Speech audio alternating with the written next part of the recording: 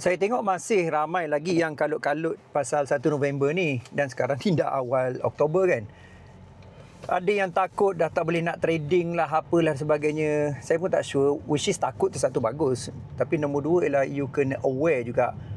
Apa-apa benda pun kita kena jelas apa kita buat. Sebagai contoh, apa benda isu Security Commission ni? Isu Security Commission nombor satu ialah you tak boleh promote broker.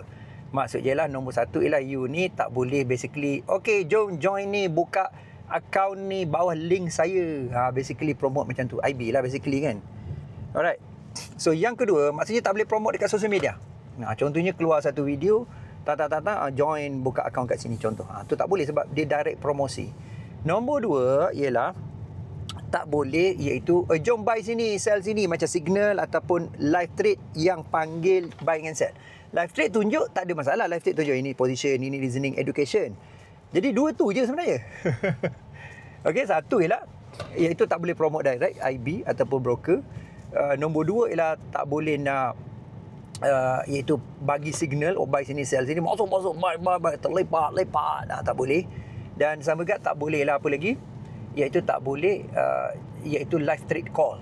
Okey, live trade tu dari segi education boleh, tapi jangan live trade call. Maksudnya jom kita buy sini, tak ada macam tu. So pasalnya nombor satu ialah nak kurangkan risiko pada orang yang follow dan sebagainya. So tak perlu kalut sangat lah. Saya walaupun saya dah buat 2 video sebelum ni, masih lagi saya perasan ramai yang kalut, yang tak tentu pasal. So benda ni saya rasa kita kena start aware lah. Jadi maksudnya apa benda? Macam biasa je. Saya still akan education dan sebagainya, dan ramai je yang buat profit dalam team kita, konsisten dan sebagainya.